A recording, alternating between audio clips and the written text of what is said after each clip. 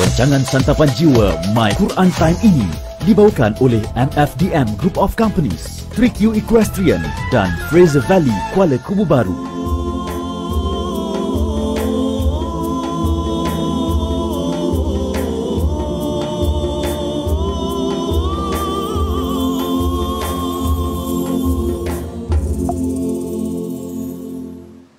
أعوذ بالله من الشيطان الرجيم بسم الله الرحمن الرحيم الحمد لله رب العالمين الرحمن الرحيم مالك يوم الدين إياك نعبد وإياك نستعين اهدنا الصراط المستقيم صراط الذين أنعمت عليهم غير المغضوب عليهم ولا الضالين.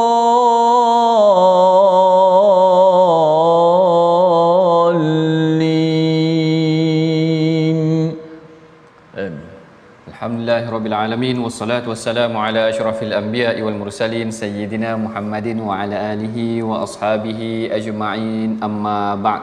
Assalamualaikum warahmatullahi wabarakatuh. Apa khabar tuan-puan, para penonton yang dirahmati Allah sekalian? Kita bersyukur kepada Allah kerana dengan limpah dan kurnianya Allah Ta'ala masih lagi memberikan kita peluang, bahkan menganjakkan lagi peluang untuk kita bertadabbur Al-Quran dalam rancangan My Quran Time. Kita meneroka ayat-ayat Al-Quran dan kita memastikan mengambil mutiara-mutiara pelajaran apa yang boleh kita pelajari daripada Al-Quran itu sendiri. Dan kalau tuan-puan perhatikan bagaimana sebenarnya kita telah melalui fasa-fasa terakhir, iaitu ini dah 5 surah yang terakhir, dan saya kira ini juga sebenarnya sangat penting kerana surah-surah yang ringkas ini adalah perkara yang biasa kita baca dan kita perlu untuk menghayatinya sebenar-benar penghayatan. Kerana apa gunanya kalau kita hafal tetapi kita tidak faham apa yang kita baca. Dan seperti biasa bersama dengan kita pada hari ini, tokoh qari kita yang terkemuka yang tidak asing lagi, Ustaz Tirmizi. Kita apa khabar Ustaz? Baik, alhamdulillah. Sihat Ustaz?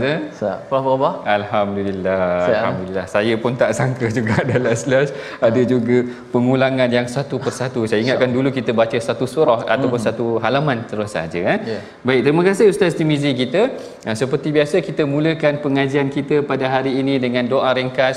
Subhanaka la ilma lana illa ma 'allamtana innaka antal alimul hakim. Rabbi zidni ilma.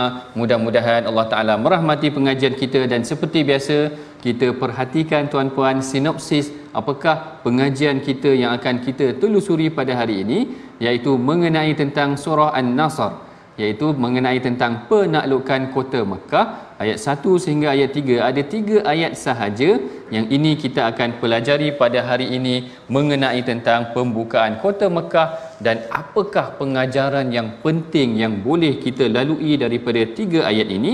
Sebelum kita menghayati pengisian tadabbur tentang isi kandung surah ini, kita sama-sama dengarkan dahulu. Sama-sama ni maksudnya kita sama-sama baca, yang akan bacaannya dipimpin oleh Ustaz Tirmizi kita. Silakan Ustaz.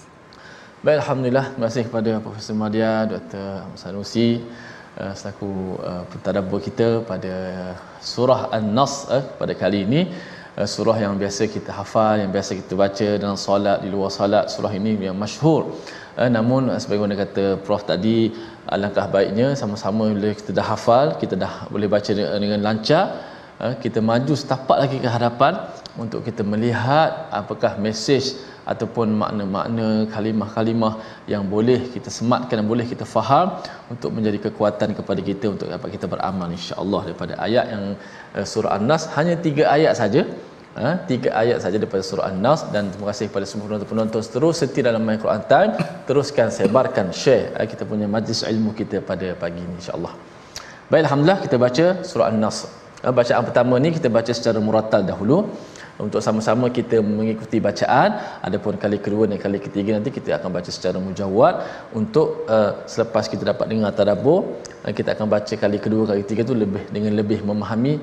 Mudah-mudahan kita akan merasai penghayatan dan kelainan insya-Allah. A'udzubillahi minasyaitonirrajim. Bismillahirrahmanirrahim.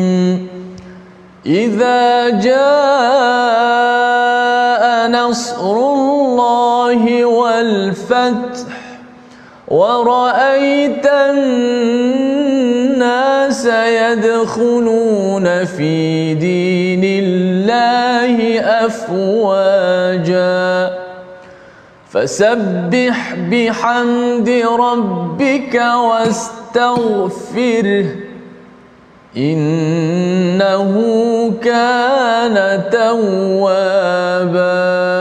Sadaqallahul azim. Sadaqallahul azim. Allah Taala berfirman, apabila telah datang pertolongan Allah dan kemenangan dan engkau melihat manusia berduyun-duyun masuk agama Allah, maka bertasbihlah dengan memuji Tuhanmu dan mohonlah keampunan kepadanya, sesungguhnya Dia Maha Penerima taubat. Ini adalah satu ungkapan yang sangat menarik. Bagaimana Allah Ta'ala mulakan mengenai tentang kisah kemenangan umat Islam dalam Fathu Mekah, mengenai tentang pembukaan kota Mekah, dan yang menariknya penghujung surah ini Allah Ta'ala tutup dengan arahan agar kita bertasbih dan bertahmid, kemudian beristighfar kepada Allah. Apa kaitannya antara kemenangan dengan tasbih, tahmid dan istighfar ini? Yang ini yang akan kita telusuri pengajiannya ataupun pembelajarannya pada hari ini.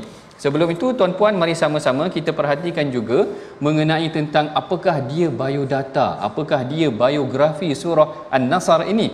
Iaitu seperti yang disebutkan oleh Al-Imam Ibn Kathir, sebenarnya kalau kita biasa dengar yang surah Qul Huwallahu Ahad ini adalah thuluthul Quran, 1/3 Al-Quran, manakala surah An-Nasr ini, Idza jaa nasrullahi wal fath, ini adalah rubu'ul Quran. Yang ni yang disebutkan oleh Al-Imam Ibn Kathir, sebenarnya isi kandung pengajaran, kandungan daripada apa yang kita boleh perolehi daripada surah Idza jaa nasrullah ini adalah ianya terungkap seakan-akan kandungannya 1/4 daripada Al-Quran. Kalaulah surah Qul Huwallahu Ahad itu kandungannya seumpama mewakili 1/3 Al-Quran, ini adalah surah Idza jaa nasrullah pula dikatakan ta'dilu rubu'ul Quran, iaitu kandungannya seumpama mewakili 1/4 Al-Quran, kerana dia mengajak manusia mengagungkan Allah, menyucikan Allah, beristighfar kepada Allah dan memuji Allah. Itu kalau kita tengok pada isi kandung penghujung daripada surah ini.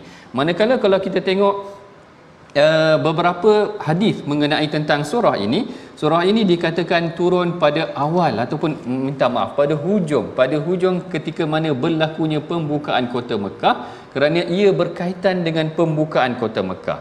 Berkaitan dengan pembukaan kota Mekah. Sebab itulah apabila seorang lelaki tanya kepada Sayyidina Abdullah bin Abbas, ditanya kepada dia, apakah surah yang paling akhir diturunkan? Ata'alam akhir suratan min Quran nuzilat. Dia kata, wahai Abdullah bin Abbas, apakah kau tahu surah yang terakhir diturunkan daripada Al-Quran? Maka beliau menyatakan, na'am. Dia pun membaca Idza jaa nasrullahi wal fath.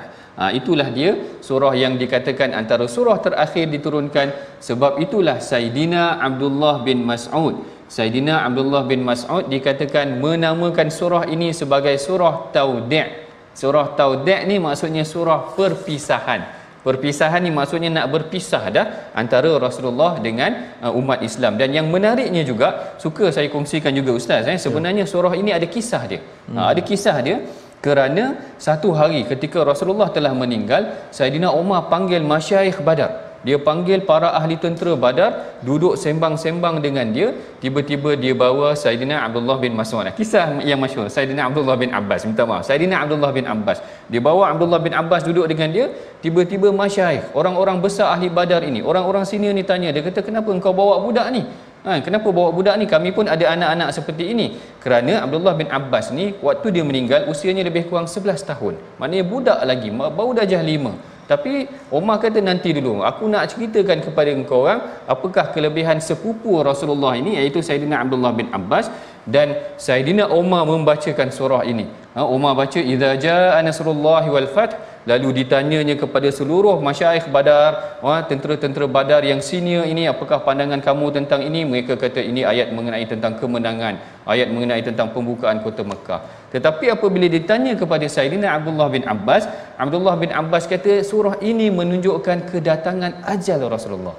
Lalu Umar pun macam kagum juga, dan Umar pernah terfikir sedemikian tetapi tidak boleh nak mengungkapkannya. Inilah kelebihan yang ada pada Saidina Abdullah bin Abbas yang menceritakan mengenai tentang, bukan sekadar surah ini menceritakan mengenai tentang kemenangan, tetapi juga ianya adalah mengenai tentang ajal Rasulullah.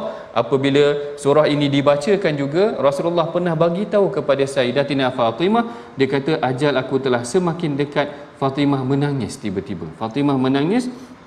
Lalu setelah dia menangis, tiba-tiba dia tertawa kerana Rasulullah kata memang ajal aku telah semakin hampir, tetapi maknanya nanti engkau juga yang akan mendahului ataupun akan datang selepas daripada ini, maknanya engkau akan meninggal cepat selepas daripada aku. Ini sekadar biografi ataupun biodata sedikit latar belakang surah An-Nasr. Dia juga dipanggil sebagai surah At-Tawdi'. Dia adalah 1/4, maknanya dia mewakili kontennya, kandungannya 1/4 daripada Al-Quran. Dia berkaitan tentang kisah pembukaan kota Mekah. Dan kita nak mendalami mengenai tentang pembukaan kota Mekah ini, kita nak minta sedikit Ustaz Tirmizi kita bacakan ayat pertama dan yang kedua ni, atau nak baca seluruh pun tak apa. Kita nak tuan-puan betul-betul faham mengenai tentang surah An-Nas ni. Silakan Ustaz. Masya-Allah. Tak masuk lagi tadabbur, tapi tak masuk lagi. Kita dengar pendahuluan, mukadimah, biodata surah ni, kita dah rasa satu cinta dah. Bagaimana bukan sekadar surah kemenangan, bahkan surah ini menandakan ajal Rasulullah makin dekat. Kalau kita tengok dalam makna secara literal pun ada berkenaan dengan diminta untuk tasbih, memuji Allah dan beristighfar, minta ampun. Walhal kemenangan biasanya orang takbir, tapi ada kemenangan tapi kena istighfar. Nanti kita akan bersama dengan Prof. Kita baca sekali lagi, sama-sama kita hayati. Auzubillahi minasyaitanir. Bismillahirrahmanirrahim. Idza jaa nasrullahi wal fathu wa ra'aitan nasa yadkhuluna fi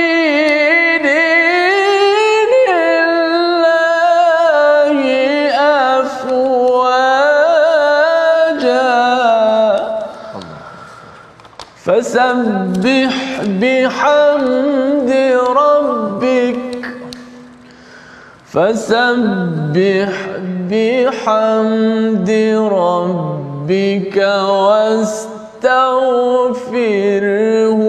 إنه كان توابا.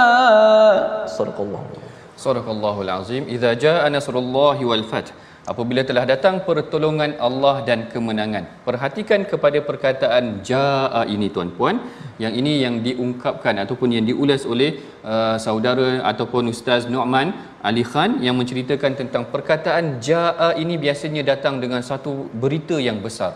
Macam ja'atut tammatul kubra, maknanya datang satu perkara peristiwa yang besar. Seakan-akan perkataan ja'a ini lebih besar maksudnya daripada perkataan datang-datang yang lain di dalam Al-Quran.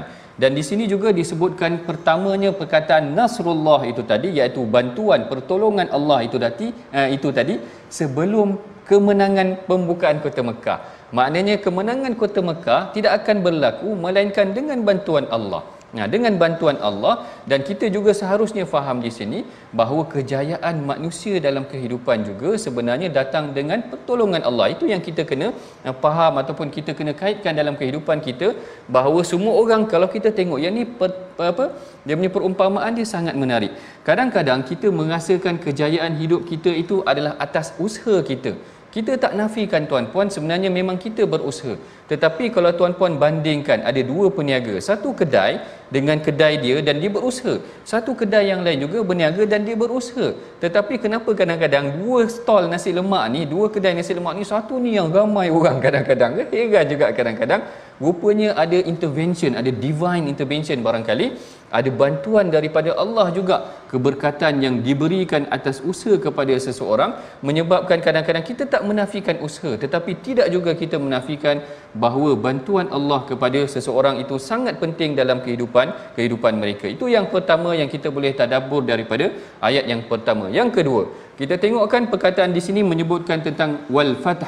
Wal fathu ini adalah merujuk, menurut Al-Imam Ibn Kathir, perkataan al-fathu ini merujuk kepada Fathu Mekah. Fathu Mekah iaitu pembukaan kota Mekah.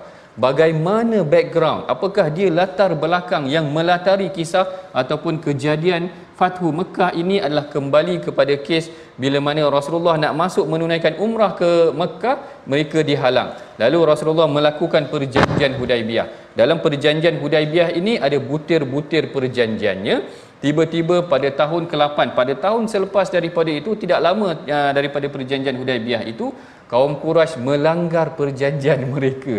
Quraisy melanggar perjanjian mereka, yang mana kalau ikutkan Quraisy ini sekutunya adalah Bani Bakar. Bani Bakar.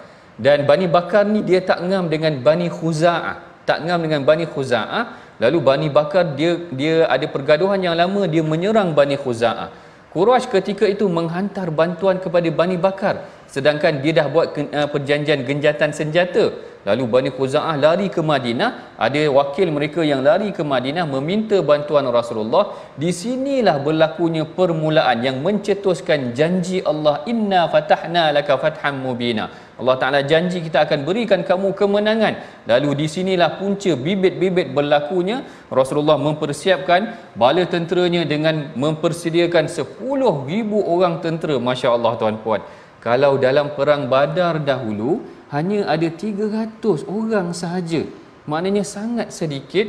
Bayangkan dalam tempoh perang Badar tahun kedua, Fathu Mekah tahun ke-8 ataupun 7 ke-8, maknanya lebih kurang dalam 6 tahun sahaja Rasulullah berjaya mengumpulkan 10,000 bala tentera daripada 300 tu tadi. Dalam tempoh 6 tahun, berapa kali ganda peningkatan umat Islam. Tuan-puan bayangkan, dari aspek statistiknya, bagaimana pengembangan 300 tentera menjadi 10,000 orang dalam tempoh 6 tahun. Ini adalah kemajuan yang sangat luar biasa apabila Islam itu, apabila Rasulullah itu sendiri mentadbir Madinah dan dia mengembangkan kuasanya. Lalu berlakulah serangan kepada ataupun pembukaan kota Mekah ini tadi. Dan kita perhatikan pembukaan kota Mekah ini tidak berlaku dalam keadaan yang kucar kacir. Maknanya tidaklah berlakunya pembunuhan besar-besaran.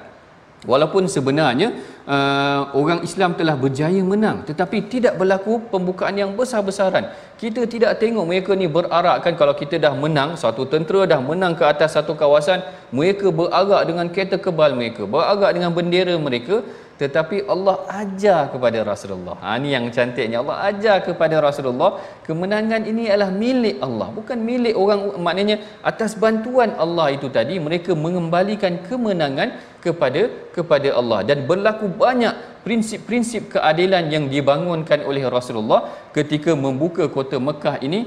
Yang pertamanya, Rasulullah membersihkan Mekah daripada segala kesyirikan. Ini yang paling penting dalam kehidupan kita yang kita belajar daripada surah ini. Kita hendaklah membersihkan jiwa kita daripada segala kesyirikan. Yang keduanya, Rasulullah memulangkan keadilan kepada ahlinya. Kalau tuan-puan perasan, bila Rasulullah dah berjaya menawan kota Mekah, sepatutnya Kaabah tu diambil. Dan kunci Kaabah tu sepatutnya Rasul pegang lah. Rasul pegang lah. Tetapi tidak berlaku sedemikian. Rasulullah menyerahkan balik kepada tuannya, iaitu Saidina Uthman bin Talha. Rasul balik, Rasul kata ini adalah milik kamu. Maknanya dia dah jaga lama dah kunci Kaabah itu tadi.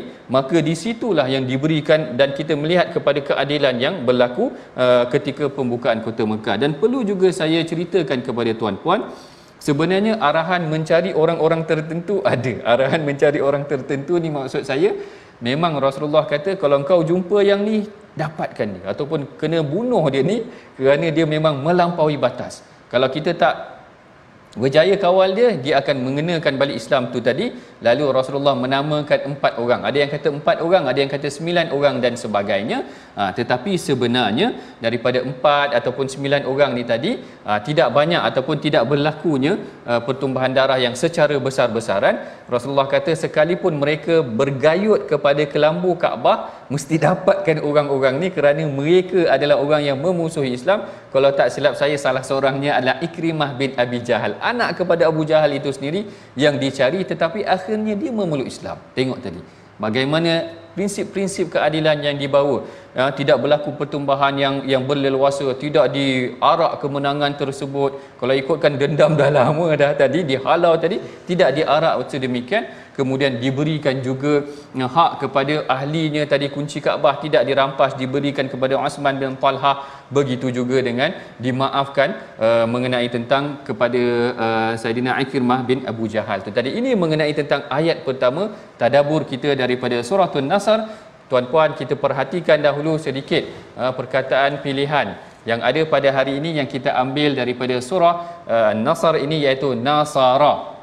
Nasara ini maksudnya menolong ataupun membantu, yang ini disebut sebanyak 158 kali disebutkan di dalam Al-Quran. Dan bagi memperkukuhkan lagi kefahaman kita, saya kira saya nak mempersilakan Ustaz.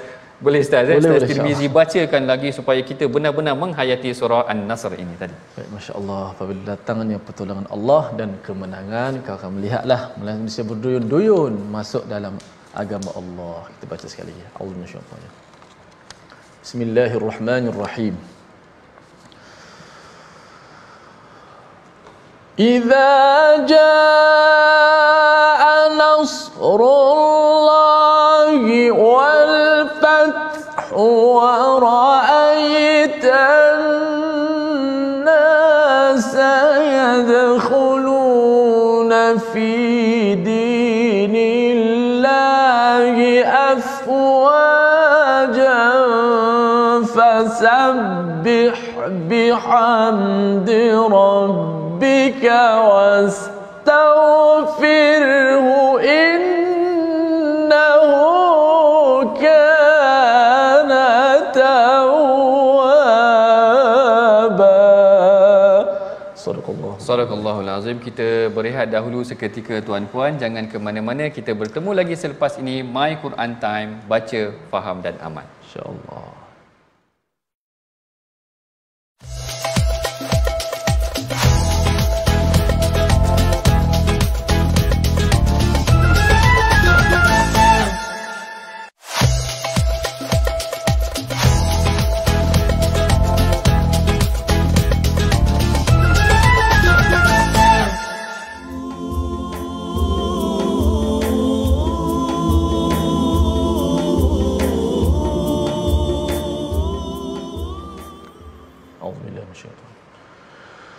Bismillahirrahmanirrahim.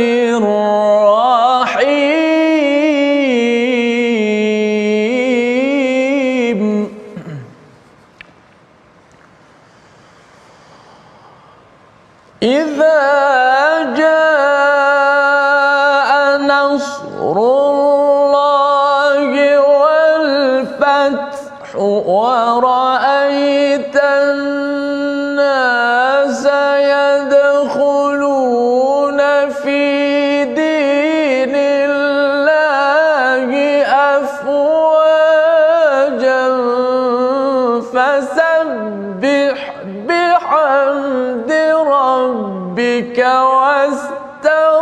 wastaghfirhu innahu kana tawwaba. Sadaqallahul azim. Apabila telah datang pertolongan Allah dan kemenangan, kau akan melihat manusia berduyun-duyun masuk akan agama Allah Subhanahu wa taala. Maka bertasbihlah dengan memuji Tuhanmu dan memohon istighfar, memohon keampunan kepadanya. Sesungguhnya dia adalah penerima taubat. Masya-Allah. Bila kita baca dalam keadaan kita memahami perkataan-perkataan dan memahami kisah di sebaliknya, masya-Allah, sudah pasti bacaan kita akan merasai kelainan daripada biasa. Dan itulah baru ayat pertama yang telah ditadabbur oleh Prof nanti. Insya-Allah ayat kedua, ketiga nanti mudah-mudahan dapat melengkapkan surah An-Nas ni dan juga At-Tawdi', perpisahan sebagaimana disebut oleh Prof nanti. Jom kita ambil sikit tajwid sebelum kita meneruskan lagi tadabbur kita. Kalau kita lihat di slide kita, idza jaa nasrullahi wal fath fasabbih bihamdi rabbika wastaghfir. Saya nak fokuskan bacaan ketika wakaf. Bacaan ketika wakaf. Kenapa saya ambil perkataan di hujung perkataan untuk ketika wakaf ini, iaitu ayat pertama pada wal fath, ayat ketiga pada wastaghfir. Kerana bila kita wakaf pada kalimah, dua kalimah ini, hujung ayat pertama dan ayat yang ketiga ini, ada dua huruf yang perlu kita matikan di hujung. Bayangkan dua huruf mati. Biasa satu je mati di hujung, senang kan? Alhamdulillahirabbil alamin. Itu dua juga mati, tapi ada mat ataupun kita kata apa? Mati yang seperti lam yalid wa lam yulad. Yulad di hujung mati. Satu huruf je mati, senang. Matikan terus. Adapun sini dua huruf yang mati. Pertama, hujung ayat pertama ta yang mati dahulu. Wal fat, ta mati kena bunyi kan, sifat ta. Ada hamas. Wal fat, ada angin sedikit. Kemudian bukan sekadar ta yang kena bunyi, ada ha di hujung. Jangan kita tinggalkan ha, kesian kat ha. So kita kena baca macam mana?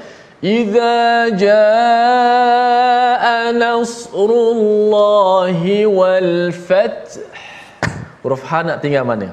Ramai yang baca wal fath, wal fath, menggugurkan huruf ha. Sedangkan ha kena bunyikan. Ha sifat dia lemah sikit. Dia taklah bunyi sekuat ta. Kerana ha ni huruf yang berada di hujung, berada di tengah halqum, jauh daripada mulut. Ha, bunyikan angin ha itu, suara ha itu. Wal fath, selepas ta ha. Wal fath, wal fath, begitu. Kemudian pada wastaghfir, ra mati dahulu, mati dalam keadaan nipis, jangan lupa, kerana ra mati sebelum ni berbaris di bawah. Wastaghfir, ra mati dalam keadaan nipis, bunyi getaran ra, kemudian huruf ha di hujung. Wastaghfir, wastaghfir, wastaghfir, begitulah ya. Dua huruf yang kita kena matikan di hujung. Jelaskan sifatnya supaya huruf tu tidak digugurkan. Wallahu a'lam. Wallahu a'lam. Terima kasih Ustaz Tirmizi kita atas penjelasan. Kita dah hampir sampai kepada hujung Al-Quran ni tuan-puan. Dah banyak Ustaz Tirmizi kita, Ustaz Tir, Ustaz Tar kita ajarkan kita kalimah tajwid, bacaan dan sebagainya. Kalau boleh kita memang kena praktikkan, kerana kita nakkan bacaan kita itu seperti mana yang diturunkan, seperti mana yang diajar oleh Rasulullah sallallahu alaihi wasallam. Baik, kita akan masuk kepada perbincangan ayat yang kedua. Sesi pertama tadi baru ayat yang pertama. Yang ini kita masuk pula pada ayat yang kedua, menceritakan mengenai tentang bagaimana Allah Taala kata idza jaa nasrullahi wal fath. Bila datangnya nasrullah, kemenangan yang Allah Taala berikan, pertolongan Allah Taala berikan, wal fathu, iaitu pembukaan kota Mekah itu, wa ra'aitan nasa yadkhuluna fi dinillahi afwaja. Wa ra'aita, kamu akan melihat, wa ra'aita, kamu akan melihat, annas yadkhuluna, manusia akan ramai-ramai masuk fi dinillah, ke dalam agama Allah secara berbondong-bondong. Ini kita akan lihat tentang tadabburnya, tetapi sebelum itu kita dengarkan dahulu ulangan bacaannya semula daripada Ustaz Tirmizi kita. Silakan Ustaz. Baik, alhamdulillah, sama-sama kita baca sekali lagi secara mujawad. Quran ada ketika kita baca sama-sama, ada ketika kita mendengar bacaan itu mematikan makna satu-satu pun mendapat manfaat, dapat kelebihan. Sebagaimana dikatakan qari itu sebagai pemurah susu. Yang mendengar itulah yang meminumnya. Kadang-kadang yang minum tu dapat lebih lagi. Sebab dia dapat orang baca ni kadang-kadang nak jaga suara, nafas, tajwid, tak nak ingat dah dia punya makna kadang-kadang. Maka insya-Allah kita baca insya-Allah. Auzubillahi minasyaitanir rajim. Bismillahirrahmanirrahim. Idza jaa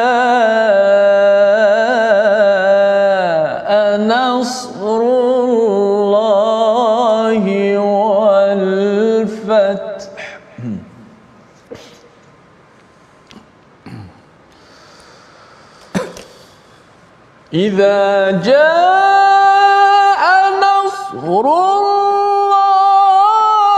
wal fath wa ra'aitan nasa yadkhuluna fi dinillahi afwajan fasabbih bihamdi rabbika wastaghfirhu innahu kana tawwaba. Sadaqallahul azim. Sadaqallahul azim. Itulah dia ayat 1 hingga 3 mengenai tentang surah An-Nasr yang kita bacakan ini tadi. Kalau tuan-puan perhatikan dalam ayat yang kedua, Allah Ta'ala menyatakan kepada kita ataupun Allah Ta'ala berdialog dengan Rasulullah. Allah Ta'ala kata wa ra'aitan nas, kamu akan perhatikan manusia masuk Islam secara beramai-ramai. Kenapa keadaan ini berlaku?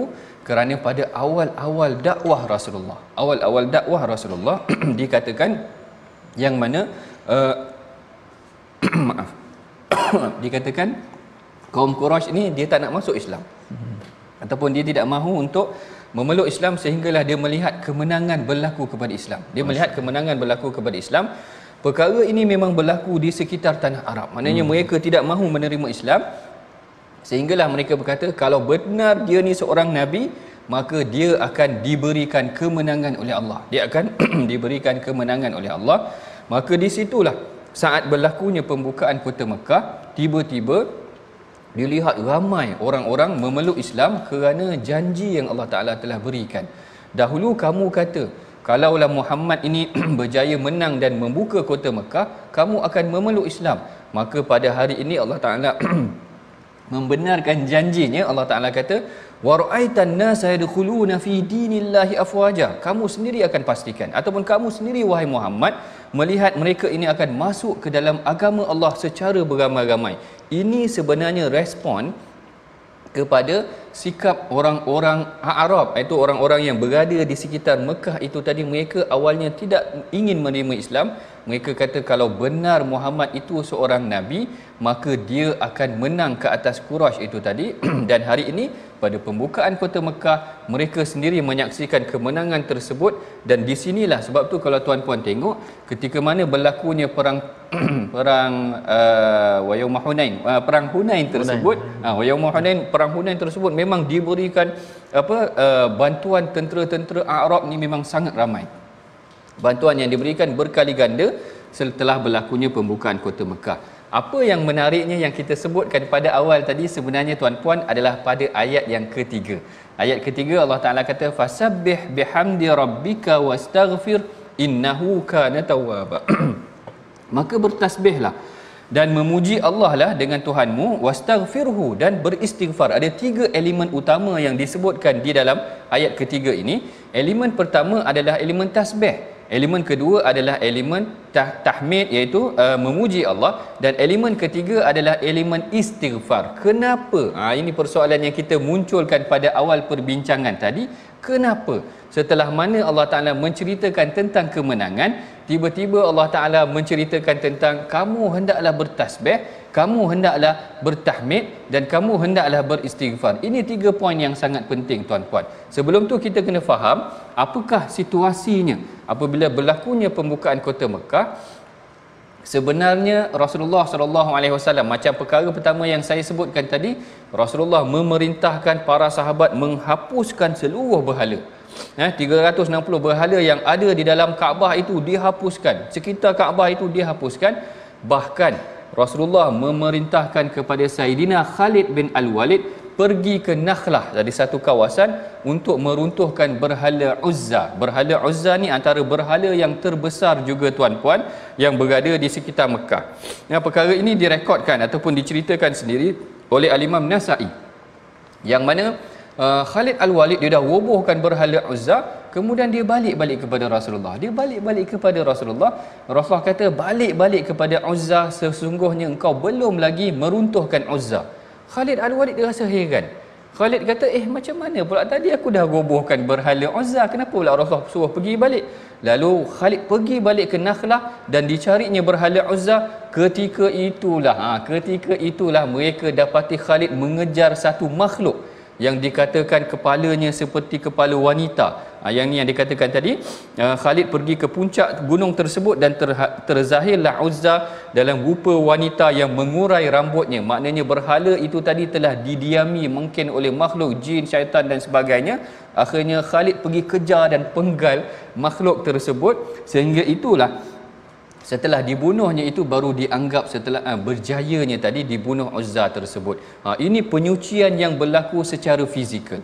Ini penyucian yang berlaku secara fizikal, berhala dirobohkan, maknanya semua kerosakan, kesyirikan yang ada di Mekah itu dirobohkan. Ini yang pertama, elemen pertama fasabbih. Elemen yang pertama fasabbih itu disucikan Mekah daripada kesyirikan. Tetapi ada perkara yang lebih membimbangkan adalah keegoan manusia. Itu lebih berbahaya. Kerana apa? Bila seseorang itu telah menang, keegoan dia semakin meningkat. Kalau kita tengok bila dah menang ni, tentera Amerika akan berarak di tempat kemenangan dia, di Iraq ke di mana-mana dia akan berarak. Keegoan ini yang Allah Ta'ala nak didik kita. Apabila kita telah berjaya, kemenangan datang daripada Allah, daripada kehendak Allah, daripada usaha kita, tetapi diberikan kelebihannya itu oleh Allah. Lalu Allah Ta'ala nak didik umat Islam bahawa memang kemenangan berlaku, umat Islam telah berjaya, tetapi sandarkan kemenangan itu Nasrullah, daripada pertolongan Allah, dan kemudian sucikan hati kamu daripada keegoan-keegoan. Ini yang berlaku dalam masyarakat kita. Bila dia dah berjaya, kadang-kadang dia seakan-akan kejayaan itu memang milik dia, seolah-olah dia yang usahakan tanpa ada kelebihan nikmat yang Allah Ta'ala berikan kepada dia. Keegoan yang ada dalam jiwa ini sebenarnya boleh menjadi berhala yang merosakkan dia. Dia menganggap diri dia lah yang menjadi punca kejayaan. Inilah yang diajarkan oleh Allah Ta'ala kepada Rasulullah. Kemenangan akan berlaku, kita boleh berjaya, tetapi jangan sampai keegoan tu menyerap dalam jiwa kita, menjadikan kita ini rasa ego dan iblis. Ingat tak tuan-puan, Iblis adalah makhluk yang pertama yang diusir itu tadi kerana sikap egonya itu tadi yang membawa kepada kerosakan dalam jiwanya. Ini yang paling penting juga. Sebab itulah saya suka untuk ulang semula kisah seperti mana yang mungkin saya pernah sebutkan kepada tuan-puan mengenai tentang kisah seorang lelaki yang masuk masjid. Seorang lelaki yang masuk masjid, Rasulullah kata, ya tala' alaikum rajulun min ahlil jannah. Rasulullah kata, tu tengok tu, nanti akan masuk seorang lelaki daripada ahli syurga. Akan masuk seorang lelaki daripada ahli syurga. Sahabat-sahabat tertanya-tanya, siapa yang nak masuk tu? Ada seorang lelaki masuk sedang membersihkan janggutnya daripada wuduk. Sedang membersihkan janggut daripada wuduk. Rasulullah ungkapkan perkara tu 3 kali berturut-turut. Maknanya 3 hari. Esok pun Rasulullah cakap perkara yang sama. Ya tala' alaikum rajulun min ahlil jannah. Akan datang kepada kamu seorang lelaki daripada ahli syurga. Bila dah 3 hari Rasul ungkapkan begitu, Saidina Abdullah bin Amru dia tak puas hati. Dia tak puas hati, dia kata, kenapa Rasul kata dia ni memang confirm ahli syurga? Dia ni ahli syurga. Lalu dia, bila Rasul dah beredar, dia pergi ikut lelaki tu. Abdullah bin Amru ikut lelaki tu dan dia kata kepada lelaki tu, aku ni ada masalah sikit dengan ayah aku. Aku ada masalah sikit dengan ayah aku. Boleh tak aku nak tidur rumah engkau 3 hari kerana aku ada masalah dengan keluarga? Lelaki itu dibenarkan. Bila dibenarkan, Abdullah bin Amru tidur rumah dia dan Abdullah bin Amru kata, aku tengok malam tu dia ni bukannya jenis bangun qiyamul lail sangat pun. Maknanya tak banyak mana ibadah dia. Tak banyak mana ibadah dia sehingga setelah 3 hari. Sehingga setelah 3 hari, dan dalam hadis tu disebutkan, dia kata fa ahtaqiru amalahu. Kittu an ahtakir amalahu. Dia kata hampir-hampir aku nak merendahkan amalan dia, macam tak ada banyak sangat amalan yang dia ada, tapi kenapa Rasulullah janjikan dia ni sebagai ahli syurga? Lalu dia bertanya kepada lelaki tersebut, dia berterus terang saja, konfront saja secara terus terang, dia pun bagi tahu macam nilah. Macam nilah dia kata, sebenarnya aku dengan ahli keluarga aku tak ada masalah apa-apa. Sengaja aku minta izin untuk tidur di rumah engkau 3 hari kerana aku dengar Rasulullah cakap. Aku dengar Rasulullah cakap engkau ni adalah daripada ahli syurga. Jadi apakah amalan yang boleh membawa engkau masuk syurga ni? Lalu lelaki itu kata, anta kama ra'aita. Dia kata, engkau adalah seperti mana yang kau lihat aku buat tu tadi. Aku tak ada buat apa banyak sangat pun, melainkan dia menjaga pertuturan dia dan dia menjaga hati dia. Maknanya hati dia illa anni lam aghish, dia kata melainkan hati aku ni tidak ada rasa hasad dengan orang mukmin. Hati aku ni tidak ada mempunyai rasa ego. Hati aku ni tidak ada mempunyai rasa dengki dengan orang lain. Ini yang barangkali Abdullah bin Amru kata, inilah sifat yang membawa engkau kepada syurga. Inilah yang nak dibersihkan oleh Rasulullah. Kemenangan dah berlaku, kita dah berjaya menang, tetapi kalau kita apa gunanya menang itu menyebabkan ego kita tinggi. Rasulullah kata tak masuk syurga orang yang mempunyai mithqala dzarratin, orang yang ada satu hasad ataupun kibir, ego dalam jiwa dia.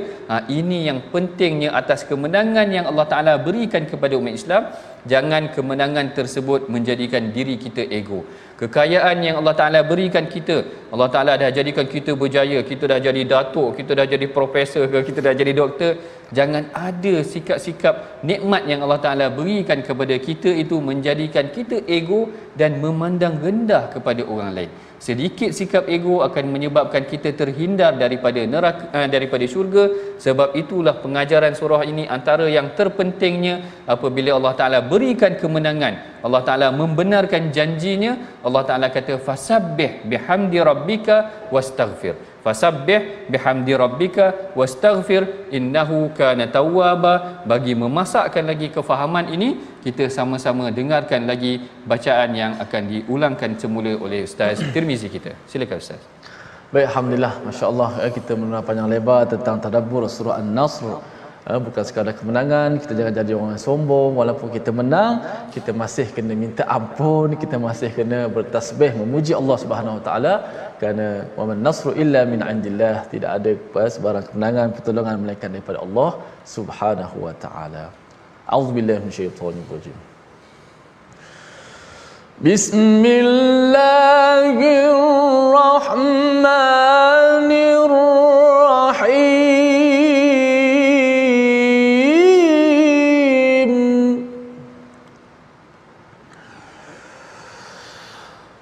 Idza jaa nasrullahi wal fathu wa ra'aitan nasa yadkhuluna fi dinillahi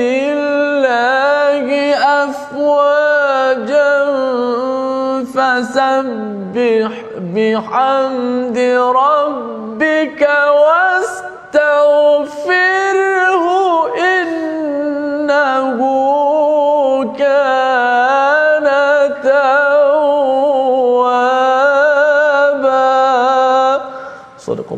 Sadaqallahul azim. Allah Ta'ala berfirman dalam ayat yang ketiga, maka bertasbihlah dengan memuji Tuhanmu dan mohonlah keampunan kepadanya, sesungguhnya dia maha penerima taubat. Tuan-puan perhatikan, ada 3 elemen yang saya suka untuk ungkapkan, huraikan ataupun terangkan kepada tuan-puan. Elemen pertama adalah fasabbih, bertasbih kepada Allah Ta'ala, bertahmid kepada Allah Ta'ala. 2 elemen ini adalah 2 elemen yang awal mesti disebutkan sebelum kita beristighfar ataupun sebelum kita memohon keampunan daripada Allah. Ingat tak, kalau kita nak tutup majlis ke, takut kita mengumpat dalam satu majlis, kita pun baca subhanakallahumma wa bihamdika, subhanakallahumma wa bihamdika, ada tasbih dengan tahmid, asyhadu an la ilaha illa anta astaghfiruka wa atubu ilaik. Sebab itulah dalam tafsir ada disebutkan, Al-Imam Ibn Kathir ada sebutkan antara zikir ataupun tasbih yang banyak diungkapkan oleh Rasulullah di dalam rukuk dan sujudnya adalah subhanakallahumma rabbana wa bihamdika Allahumma ghfirli. 3 perkara, 3 lafaz ni, subhanakallahumma rabbana wa bihamdika, 2 lafaz ni, Allahumma ghfirli, subhanakallahumma wa bihamdika, subhanakallahumma rabbana wa bihamdika Allahumma ghfirli. Ini kalau boleh, kalau tuan-puan ingat, subhanakallahumma rabbana wa bihamdika Allahumma ghfirli, ungkapkan sebanyak-banyaknya. Inilah antara tasbih yang banyak kali diungkap oleh Rasulullah di dalam rukuk dan sujudnya, seperti mana yang disebutkan oleh Al-Imam Ibn Kathir. Kita telah pun sampai kepada penghujung rancangan.